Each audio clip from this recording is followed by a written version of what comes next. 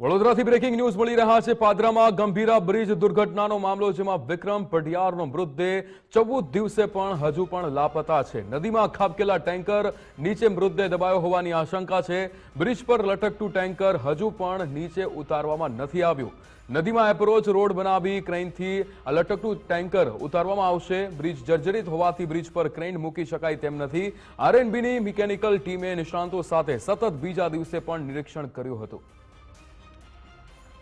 અલ્પેશ સુથાર આપણી સાથે લાઈવ જોડાઈ ગયા છે વડોદરાથી। અલ્પેશ, જે રીતે અહીંયા એક મૃતદેહ હજુ સુધી 14 દિવસ થયા છે પણ હજુ આ વિક્રમ પઢિયારનો મૃતદેહ નથી મળ્યો, અને જે બ્રિજ પર જે ટેન્કર લટકી રહ્યું છે તેને પણ ઉતારવામાં અહીંયા ક્યાંક ને ક્યાંક અસફળતા મળી છે, શું વિગતો?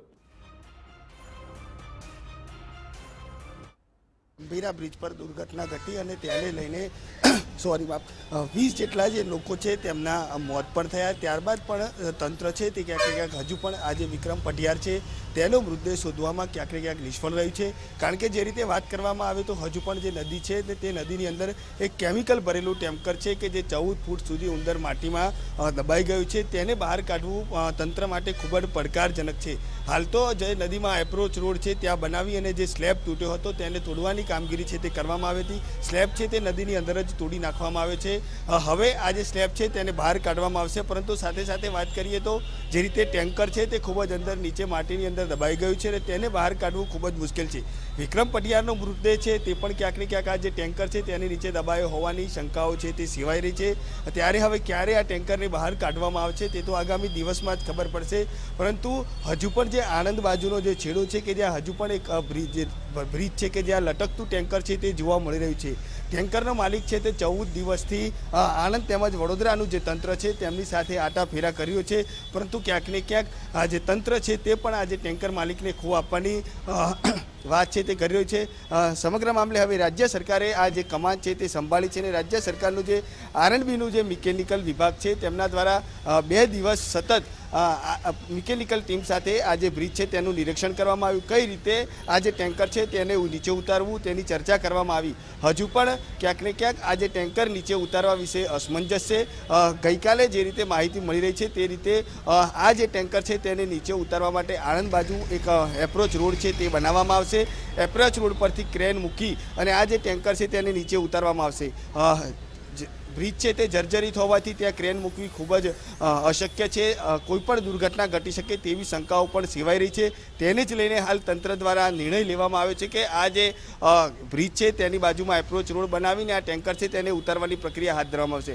હજુ પણ કોઈ ચોક્કસ નિર્ણય નથી લેવાઈ શક્યો। આજ સાંજ સુધીમાં જે તે નિર્ણય છે તે લેવામાં આવશે। 3 દિવસની અંદર આ જે ટેન્કર છે તે ઉતારવામાં આવશે તેવી વાત છે તે હાલ કરવામાં આવી રહી છે।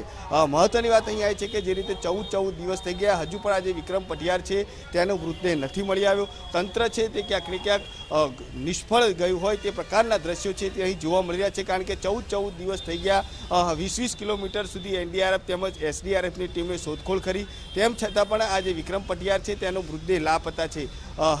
ગઈકાલે મોડી સાંજે જે રીતે માહિતી સ્લેબ તોડી નાખવામાં આવી છે, સ્લેબને તોડી બહાર કાઢ્યા બાદ જે અંદર પડેલું નીચે ટેન્કર છે કે જેમાં કેમિકલ ભરેલું છે તેને પણ બહાર કાઢવું ખૂબ જ મુશ્કેલ છે। કારણ કે જે રીતે બ્રિજનો જે પિલ્લર છે તે પણ બંને બાજુ છે અને તેની વચ્ચે ટેન્કર પડેલું છે, તેને બહાર કાઢવા જતાં કોઈ પણ દુર્ઘટના ઘટી શકે છે। બ્રિજના કોઈ પણ પિલ્લર છે તે ધરાશાયી થઈ શકે છે। તેને લઈને ક્યાંક ને ક્યાંક ખૂબ જ સાવચેતીપૂર્વક આ ટેન્કર છે તે બહાર કાઢવું ખૂબ જ જરૂરી છે। કારણ કે ટેન્કર જો લીકેજ થાય તો ટેન્કરમાં રહેલું જે કેમિકલ છે તે પણ નદીનું જે પાણી છે તેમાં ભળી શકે છે। હાલ આ પ્રકારની તમામ જે ગતિવિધિઓ છે તેને લઈને ક્યાંક ને ક્યાંક આ જે ટેન્કર છે તેને બહાર કાઢવામાં નથી આવ્યું, પરંતુ જે રીતે આરએનબીનો જે મિકેનિકલ વિભાગ છે તે સતત 2 દિવસ સુધી આ બ્રિજ ઉપર ઇન્સ્પેક્શન કર્યું અને ગઈકાલે મોડી સાંજે નિર્ણય લેવાયો છે કે જે બ્રિજ છે તેની બાજુમાં આખો એપ્રોચ રોડ છે તે બનાવવામાં આવશે અને આ એપ્રોચ રોડ પર ક્રેન મૂકી અને આ જે ટેન્કર છે તે ઉતારવામાં આવશે। હજુ પણ જો કોઈ બીજા પાસા હોય કઈ રીતે ટેન્કર ઉતારવું તેની ચર્ચાઓ થઈ શકે છે। આજ સાંજ સુધીમાં મહત્વનો નિર્ણય છે તે આરએનબીનું જે મિકેનિકલ વિભાગ છે તે લઈ શકે છે।